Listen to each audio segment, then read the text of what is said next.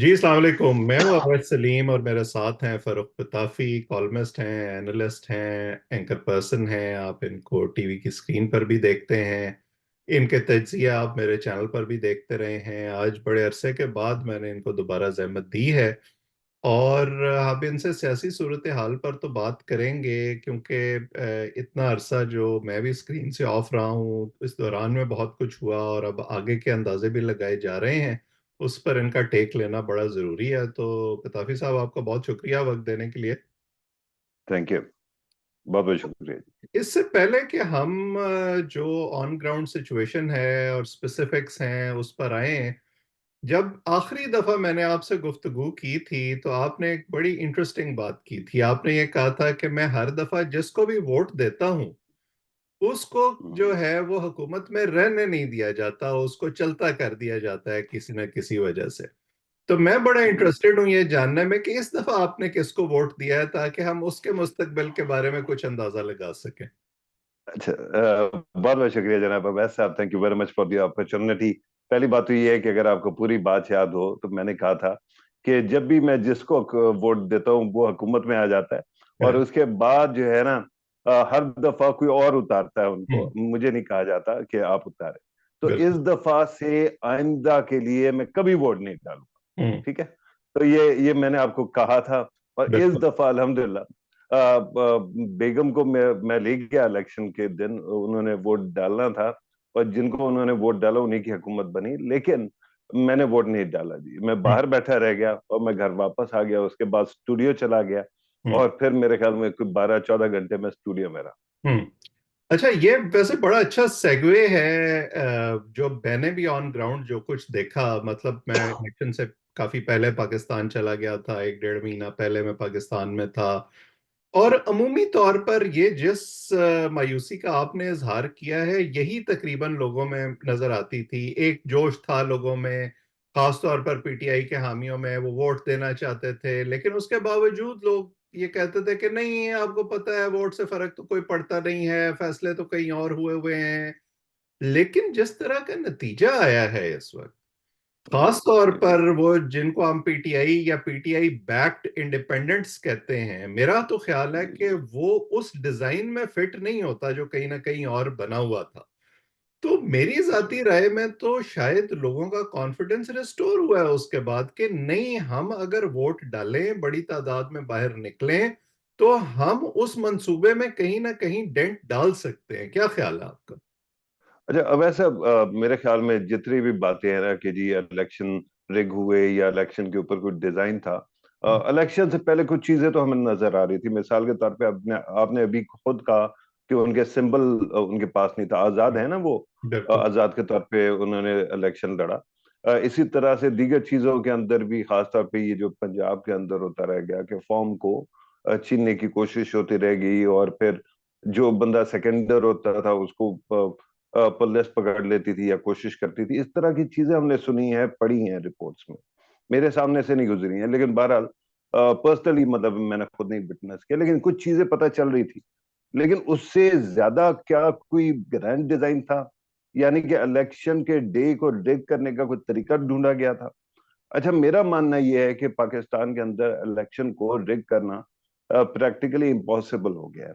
हम्म, उसकी वजह यह है कि एक ट्रांसपेरेंट बैलेट बॉक्स होता है हम्म, और वो सामने रखा होता है, और आप सारे के सारे जाके उस पे वोट डालते हैं। वो सील्ड होता है, ठीक है। हम्म, और जब वो उसके अंदर सारे के सारे लोगों ने वोट डाल दिया, उस वक्त उनके हर किसी का पोलिंग एजेंट वहां मौजूद होता है, बिल्कुल। उनकी लाइन ऑफ साइट में होता है।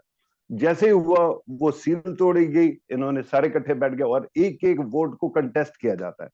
जब इस तरह से होगा तो आप मुझे ये बताएं कि कोई जादू ही हो सकता है ना, कि एक बॉक्स सामने पड़ा हुआ है और ट्रांसपेरेंट है, कोई इनविजिबिलिटी का क्लोक लेके आएगा तो शायद वो कर सके, वरना ना कर सके। तो ये तो नहीं होता। हम्म, प्री प्री पोल रिगिंग जो है, क्या वो पॉसिबल है? ऑफ कोर्स वो पॉसिबल है। अब ग्रैंड डिजाइन में क्या था? ग्रैंड डिजाइन में क्या ये था कि इमरान खान को नहीं आने देना?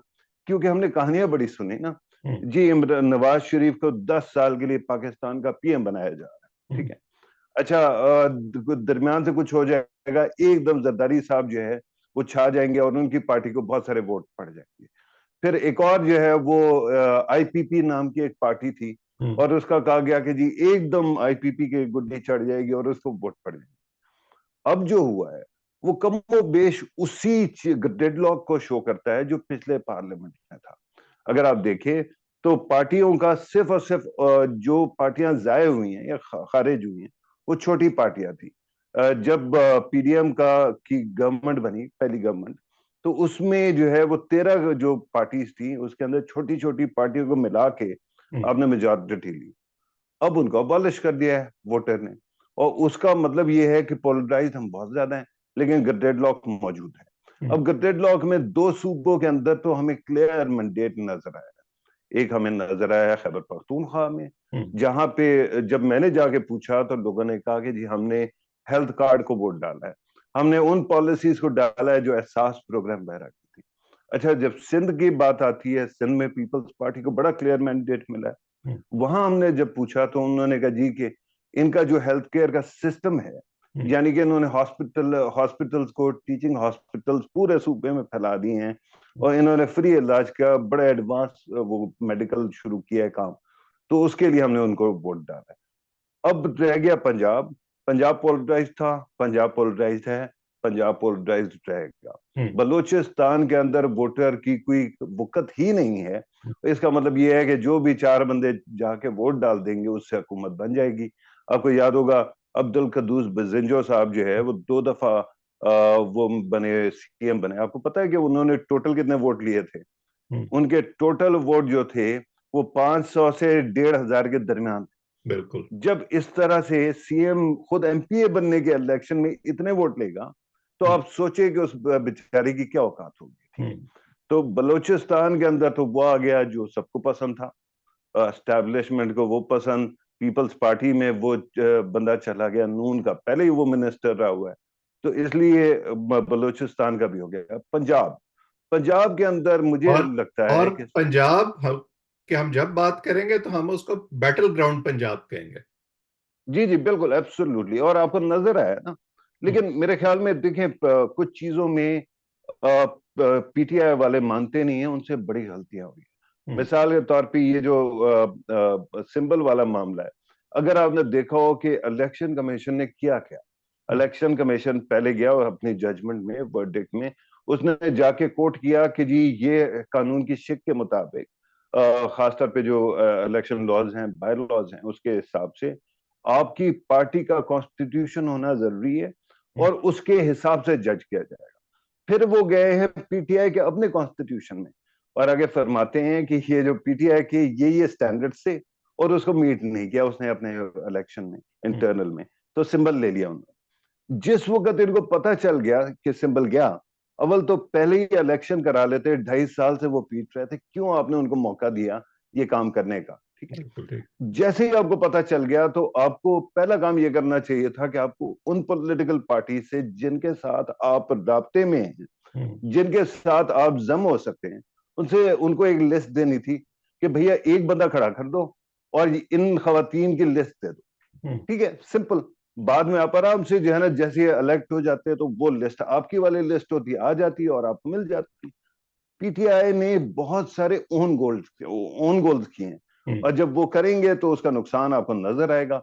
लेकिन उसका मतलब ये नहीं है कि इलेक्शन कमीशन को कोई ज्यादा शौक नहीं था कि हम्म। वो एएनपी को छोड़ दे और पीटीआई को पीट दे। हम्म। ठीक है, इस तरह की भी चीजें हुई। मैं सिर्फ ये कहता हूं कि अगर आप अकल से काम करना चाहते तो आपके पास बहुत जराए थे। मिसाल के तौर पे मुझसे बार बार जिस दिन सिंबल उनसे हटाया गया, मुझसे पूछा गया कि जी इनको क्या करना चाहिए और क्या अब तो वोट नहीं होगा। मैंने कहा भैया अगर आपने इलेक्शन को कभी कवर किया है तो आपको पता होगा कि इलेक्शन एक दिन का नाम नहीं है। हम्म। ये पूरी की पूरी कैंपेन चलती है, आपको कैंडिडेट्स का पता होता है कि कौन कौन खड़ा हुआ है। अब सिर्फ एक काम करना है पीटीआई ने, अपने ट्विटर हैंडल से, अपने व्हाट्सएप ग्रुप से, अपने जो वो ऐप है उसके जरिए से नशर कर देना है कि कौन सी कंस्टिट्यूंसी में कौन सा साहब खड़े हुए और उसका सिंबल क्या है। चाहे वो लोटा हो, चाहे वो जूता हो, चाहे वो बाल्टी हो, चाहे वो दसा हो, और लोग उसको वोट डालेंगे। वही हुआ when they actually played smartly। अब ये अचकजई साहब का नाम जो है सदर के लिए लाना, हम्म। ये it was a smart move. मेरे ख्याल में 2 मिनट के लिए तो मुस्लिम लीग नून और पीपल्स पार्टी भी घूम गए कि ये क्या हुआ है हमारे साथ, ठीक है, क्योंकि ट्रेडिशनली अचकजई साहब उनके अलाए हैं, क्या इनके अलाए नहीं है, ठीक है। लेकिन इस सारी की सारी चीज में जहां जहां गलती की है ना पीटीआई, उसका भुगत रहे हैं वो। और उसके अंदर आप कह लेंगे कोई ग्रैंड डिजाइन है, लेकिन मेरा ख्याल है कि दुनिया के अंदर जो है हमाकत जो होती है ना, उसका भी एक ग्रैंड डिजाइन होता है, वो उसकी अपनी नहीं, स्ट्रेटेजी होती है। ये तो मैं एग्री करता हूँ इस बात से कि, और मैं हमेशा ये कहता हूँ इवन आम जिंदगी में भी, कि जब आपको ये पता हो कि आपको कोई जो है वो निशाना बनाने की कोशिश कर रहा है तो उसको कम से कम मौका देना चाहिए। जी पीटीआई ने इस हवाले से यकीनन हुकूमत में रहते हुए भी और हुकूमत से निकलने के बाद भी बहुत सारी ऐसी गलतियां की हैं जिसमें ऐसे लगा कि उन्होंने अपने हाथ काट कर अपने मुखालफिन के हाथ में दिए हैं। ये जो जी 5 हुकूमतों से निकले हैं वही सबसे बड़ा इनका मसला था, जिसको ये अभी तक भुगत रहे हैं इस इलेक्शन में भी। लेकिन मेरा सवाल अभी जी भी वही है, मैं चाहता हूं आप उसको टच करें कि ये जो जी कुछ भी हुआ, आपके ख्याल जी। में क्या उसके बाद पीटीआई का वोटर मजीद मायूस हुआ है या इनकरेज हुआ है? मेरा मेरा ये ख्याल है कि पीटीआई का वोटर हो, जिसका भी वोटर हो, हम्म, उसका ईमान ज्यादा ताजा ही हुआ होगा, क्योंकि आपको ये लगा कि पहले, अगर आपको याद हो, आपने वो जो कौन से तूर साहब है जो आजकल कस्टडी में है, इस तरह के दीगर लोगों का सुना होगा, खासतौर पे वीलॉग। उसके अंदर वो कह रहे हैं कि जी बड़ा प्लान बन गया है, पहले लिस्टें और दिखाई जाएंगी टीवी के ऊपर ट्रांसमिशन के अंदर, और उसके अंदर रिजल्ट्स दिखाए जाएंगे कि कौन जीत रहा है, पीटीआई जीत रही है, फिर एकदम चेंज होगा और उसके बाद जो है ना वो हो जाएगा, नून जीतना शुरू हो जाएगी, और उसके अंदर वो खास तौर पे मैनिपुलेट किया जाएगा। अच्छा, मैंने, क्योंकि मैं स्टूडियो में था और मैं सारा दिन कवर करता रहा नहीं जी, तो मेरे सामने कोई 8 स्क्रीन लगातार चल रही थी, हम्म, और वो बात बिल्कुल गलत हुई साहब, ठीक हम्म, है। इसका मतलब ये है कि जितने लोग कंस्पिरेसी फैलाते हैं, कुछ चीजें हैं जो आपके लिए मेरे लिए डिसर्नेबल है वैसा, हम जो है ना उसको खुद देख सकते हैं और बात कर सकते हैं। लेकिन ये जो है ना कि जी एक कमरा है, उसके अंदर छुपे हुए 4 बंदों ने ये स्ट्रेटेजी बनाई है, और वो एकदम कहीं से निकल के आ जाएगी, और कोई जिन आ जाएंगे या फरिश्ते आ जाएंगे और वो सब कुछ तब्दील कर देंगे। आई डोंट थिंक कि वैसी चीजें हैं। तो पीटीआई वालों को एक एक दो चीजों के ऊपर बड़ा उनका ईमान ताजा होना चाहिए। एक तो ये कि सिस्टम जो है वो फिर भी फंक्शन कर रहा है, और दूसरी बात ये है कि अगर उनको इस बात की भी खुशी होनी चाहिए कि उनके जो वोट्स हैं वो बढ़ गए हैं इस इलेक्शन में, जो कि पिछले इलेक्शन इलेक्शन से ज्यादा में प्रोपोर्शन मोर और लेस वही रहा है। अगर आप देखें ना, हम्म, हंग पार्लियामेंट वो था, हंग पार्लियामेंट ये है। अगर आप पीपल्स पार्टी और नून को मिला लेते थे और छोटी पार्टियों को, तो हुकूमत बन जाती थी, हम्म, लेकिन वो मिले नहीं। इस दफा वो मिल गए। पीटीआई का खैबर पख्तूनख्वा में एक अच्छा कंट्रोल है, पंजाब के अंदर they fight a lot hmm. And they come very close, there are times when they actually up stage as well. लेकिन ये कहना कि जी उन्होंने फला कर दिया और ये कर दिया, आई डोंट थिंक सो। अच्छा, तो अब वोटर पीटीआई, का एतमाद बढ़ा। जी जी अब जो पीटीआई इस वक्त केपी में मौजूद है, उनकी हुकूमत बन गई है, और बज़ाहिर अली अमीन गंडापुर का इंतखाब भी इसीलिए किया गया है क्योंकि वो एक एग्रेसिव पॉस्चरिंग करते हैं। जिस किस्म के बयानात उन्होंने अभी तक दिए हैं, ऐसे लगता है कि महाजराई बढ़ेगी। तो आपको लगता है कि केपी को एज ए बेस इस्तेमाल करते हुए, हुकूमत में रहते हुए, पीटीआई फोर्स कर सकती है एस्टैब्लिशमेंट को या मरकजी हुकूमत को, और वो कुछ हासिल कर सकती है जो वो करना चाहते हैं? वैसा ये बात मैंने इलेक्शन से पहले भी कही थी कि ये जो आप सोचते हैं ना कि पॉलिटिकल पावर या एजिटेशन से या किसी की किस्म की कन्फ्रंटेशन से आप रीगेन कर लेंगे अपनी स्पेस को, लॉस्ट स्पेस को, तो वो नहीं होने वाला। हम्म, उसकी वजह ये है कि खैबर पख्तूनख्वा ऑफ कोर्स कुछ चीजों में मसला क्रिएट कर सकता है। आईएमएफ के साथ आपका प्रोग्राम होना है, आपने पहले भी देखा था कि जो आपको याद होगा शौकत तरीन साहब का जो खत वाली बात थी आईएमएफ को, और वो सारी का सारी कम्प्लिकेशन होती है। फेडरेटिंग यूनिट यूनिट है ना खैबर पख्तूनख्वा, और बहुत इंपॉर्टेंट यूनिट है। बिल्कुल। लेकिन जहां तक बात है, आने वाले दिनों में आपको सिर्फ एक काम करना चाहिए, और वो वही है जो पीडीएम ने किया था, खासतौर पे पीटीआई के पहले 2 सालों में। हम्म, स्टार्ट में उन्होंने बड़ी कोशिश की अपनी तरफ ड्रॉ अटेंशन को ड्रॉ करने की, हम्म, और उसका मसला ये होता है कि when you are on the top list of the menu, तो जो हुकूमत है उसके 100 दाग भी जो है धुल जाते हैं और कम हो जाते हैं। जिस वक्त हमारा सिस्टम है कॉन्फ्लिक्ट पे बना हुआ, हमारे इदारों का स्ट्रक्चरल इशू है कि वो आपस में लड़ाई करते हैं, और अगर वो स्ट्रक्चरल जो लड़ाई है वो होती रहेगी, तो वो उसका एक ही तरीका है कि आप अपने आप को इनविजिबल कर ले, अपने ऊपर अटेंशन लाना बंद कर दें। जो 1.5 साल थे ना पीडीएम के, वही काफी होते पीटीआई के लिए एस्टेब्लिशमेंट के प्यारे बनने के लिए। लेकिन आपने किया क्या? आप पहले जो है आर्मी चीफ को ब्लॉक करने के लिए आपने लॉन्ग मार्चेस शुरू कर दी, आपने अपनी असेंबलियां तोड़ दी, आपने पार्लियामेंट से ये कि -1 ना हो जाए, शाह महमूद को तैशी प्राइम मिनिस्टर ना बन जाए, उसको नॉमिनेट किया, फिर असेंबलियों से इस्तीफा दे दिया। वो बेचारा अपने लिए भी वोट नहीं कास्ट कर सका। तो अब इन तमाम चीजों में, और फिर आपने मे 9 कर दिया। जब आप इतनी हेल्प कर रहे हैं अपने दुश्मन की, अपने ओपोनेंट पॉलिटिकल पार्टीज की, तो वो तो फायदा उठाएंगे। इस वक्त पीटीआई के लिए सबसे अच्छी अच्छी स्ट्रेटेजी ये है कि वो 3 साल के लिए सत्तू पी के बैठ जाए। जब तक ये रहेंगे, खामोशी से बैठेंगे, अटेंशन खत्म होगी, उस वक्त तक हुकूमत, देखिए हमारी पॉलिटिकल पार्टीज जब भी हुकूमत में आती है, because they usually don't have homework, तो उनके ओन गोल कमाल होते हैं। वो हर 5 मिनट बाद अपना कोई नुकसान कर लेते हैं। तो why do you want to help them by drawing attention away from them? अब पीटीआई अगर चाहे वो खैबर पख्तूनख्वा में जो कुछ कर ले, कहीं और कुछ कर ले, लेकिन उससे क्या होगा? हेडलाइंस आपके बारे में लगेंगी, उनके बारे में नहीं लगेगी। दी प्रॉब्लम है कि पीटीआई को अटेंशन का बहुत ज्यादा नशा लगा हुआ है। जब तक वो नशा खत्म नहीं। जी सोशल मीडिया जी का वो एक है ना, वो उनको वो एक लगा हुआ है, वो रोज उन्होंने फीड करना होता है कुछ ना कुछ अपने सोशल मीडिया को और अपने फैन क्लब को। ये बात मैं पूरी तरह से एग्री करता हूं कि सियासत जल्दी का काम नहीं है, सियासत बड़ा सब्र जी आजमा काम है। आपको वक्त का इंतजार करना पड़ता है, हालात के अपने हक में होने का इंतजार करना पड़ता है, जो दूसरी जमातों ने करके दिखाया है। चाहे वो जिस जी तरीके से मर्जी करें, लेकिन वो अपने वक्त का इंतजार करते हैं।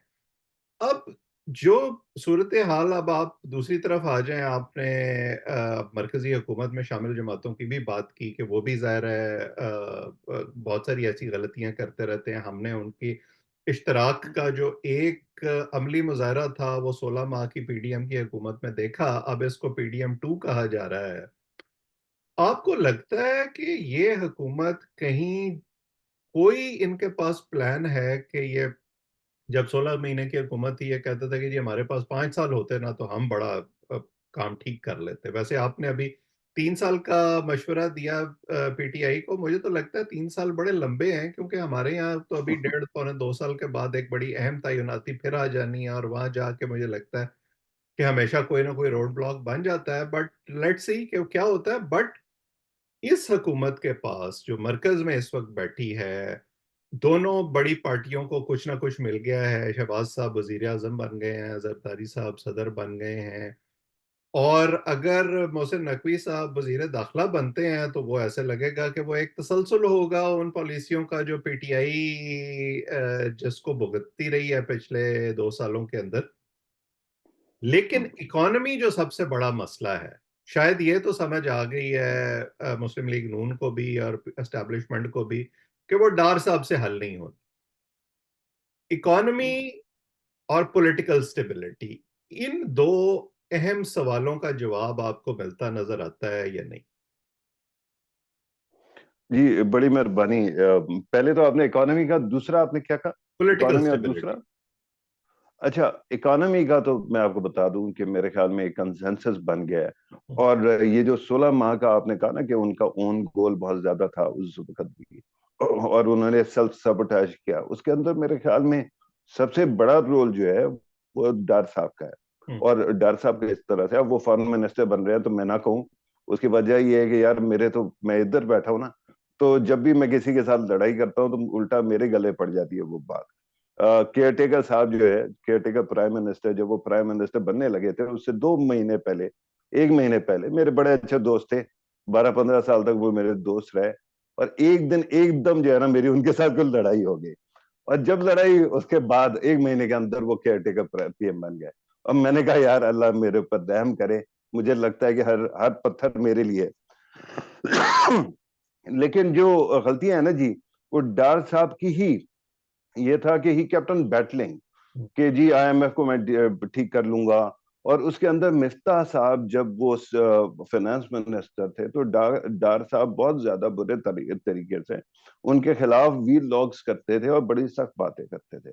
और एंड में ये हुआ कि खुद आ गया और अल्लाह ताला ने ये किया कि उनसे भी नहीं हैंडल हुआ। बाद में शहबाज शरीफ साहब ने ही सेव्ड द डे।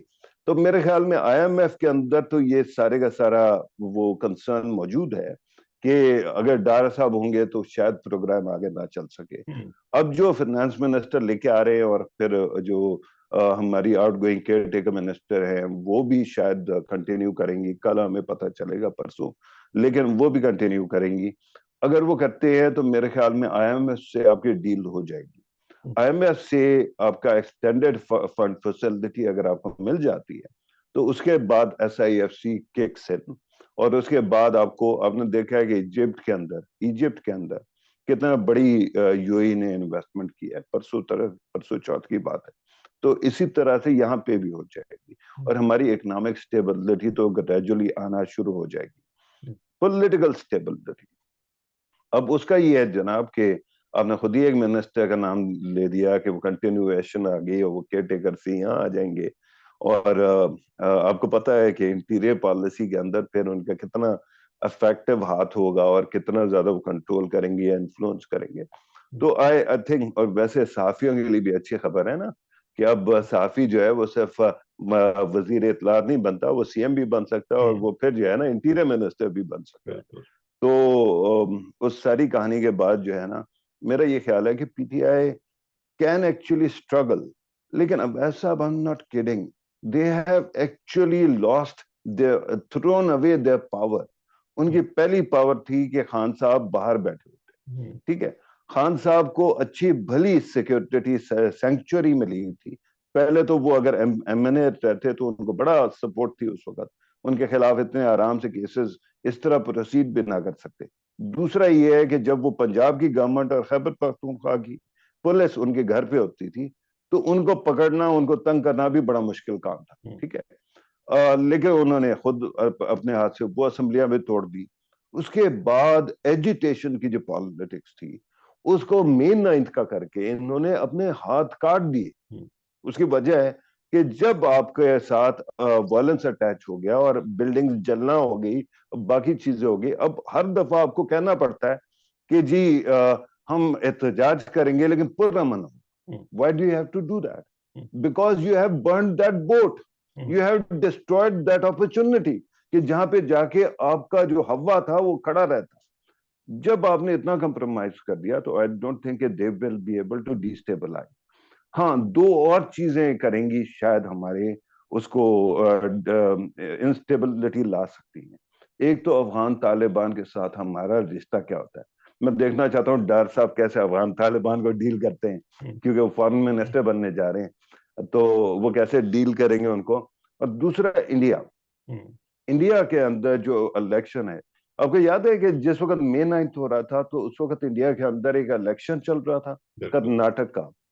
अच्छा, और कमाल की बात है कि उनकी डोमेस्टिक कवरेज रुक गई थी उस वक्त, and they were showing Pakistan situation live on all their channels. और वो क्या था कि देखो तुम्हारे एंटरटेनमेंट के लिए हमने ये शो लगा दिया, ठीक है।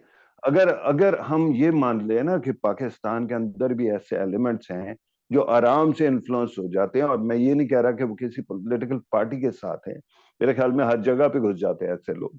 लेकिन वो जो इंस्टेबिलिटी का ड्रामा है ना जी, इंडिया के इलेक्शन आ रहे हैं, और अगर नरेंद्र मोदी इलेक्शन से पहले पाकिस्तान आके उन्होंने जो हंगल माता के मजार पे जाना, वो मंदिर पे जाना था 1000 साल पुराना, और उसके बाद जाते जाते उन्होंने कहना था हिंदुस्तान पाकिस्तान भाई भाई, अगर वो नहीं करते तो इसका मतलब ये है कि if you are not on the dialogue table, somehow you are on the menu, ठीक है।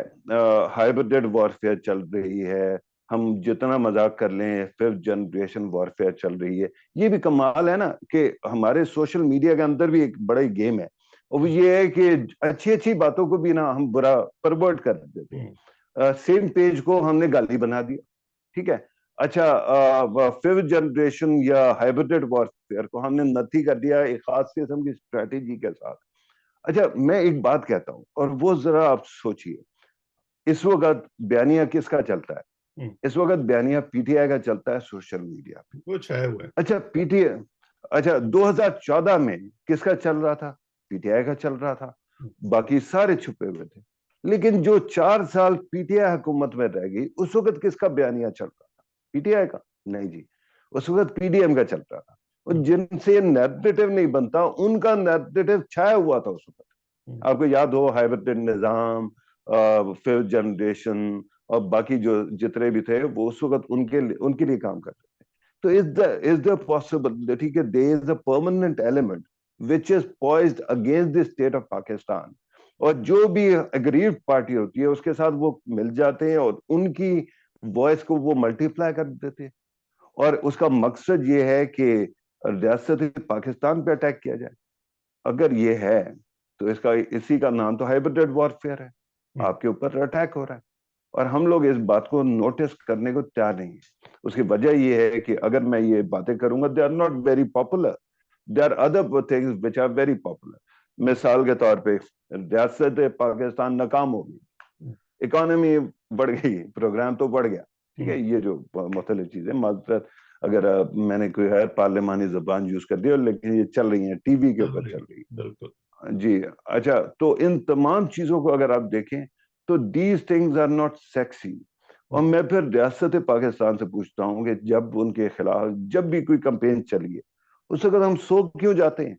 हम्म, हमारे मुल्क के अंदर अजीब गरीब काम होता है। हमें अब ख्याल आया पिछले एक चंद महीने पहले कि जी पाकिस्तान के अंदर, अगर अमेरिका के अंदर और कनाडा के अंदर सिखों को मारा गया तो पाकिस्तान में भी मारा गया। भाई जब मर रहे थे उस वक्त हमें पता था कि कहां से हो रहा है ये, हम्म। किसके कहने पे हो रहा है, हमने क्यों नहीं उसके ऊपर होश उस वक्त किया, हमने उसके ऊपर आवाज क्यों नहीं उठाई? वाई इज इट दैट हम अपने आप को खुद अनेस्थीसिया देके सो जाते? हम्म। ये सवाल है हमारा। यही तो प्रतापी साहब मसला है ना, कि हमारी सियासी जमातों की तरजीहात जो हैं वो हुकूमत के अंदर और होती हैं, अपोजिशन में कुछ और होती हैं। हमारी जी एस्टैब्लिशमेंट की तरजीहात जो हैं वो जब चेहरा बदलता है तो फौरन बदल जाती हैं, कभी कभी तो चेहरा भी नहीं बदलता और बदल जाती हैं, जैसे हमने माजी बिल्कुल। करीब में देखा। बहरहाल अभी बिल्कुल। तक की जो आपकी गुफ्तगू है, और हमेशा ये मसाइल जो हैं वो इतने गंभीर होते हैं कि मुख्तसर वक्त में उनका अहाता मुमकिन नहीं है। लेकिन जो जी पिक्चर मुझे अभी तक नजर आई है आपकी बातों से, वो ये है कि बज़ाहिर तो इलेक्शन भी हो गया है, हुकूमत भी बन गई है, लेकिन इतनी स्मूथ सेलिंग जो है वो शायद फौरी तौर पे ना हुकूमतों के लिए होने वाली है, ना जो है वो अगर किसी ने कहीं कोई मंसूबा बनाया था उनके लिए होने वाली है। इतनी आसानी से अभी चीजें ठीक नहीं होंगी। बहरहाल इस पर हम गुफ्तगू का सिलसिला जारी रखेंगे और देखते हैं कि आगे अब जो है वो ये जमातें क्या पॉलिसी बनाती हैं, ये जो सूबों के अंदर हमें महाजराई की एक फजा नजर आ रही है, इसका क्या नतीजा निकलता है, और सबसे बढ़कर ये कि क्या पीटीआई के लिए अदालतों के अंदर या अदालतों के बाहर कोई हालात तब्दील होते हैं या नहीं। इस पर हम बातचीत जारी रखेंगे। पताफी साहब, आज वक्त देने के लिए आपका बहुत शुक्रिया। जो लोग हमें देख रहे हैं वो इस चैनल को थैंक यू। सब्सक्राइब करें ताकि हमारी बातचीत आइंदा भी आप तक पहुंचती रहे। कमेंट सेक्शन में अपनी राय से भी ज़रूर आगाह किया करें। आप सबका बहुत बहुत शुक्रिया।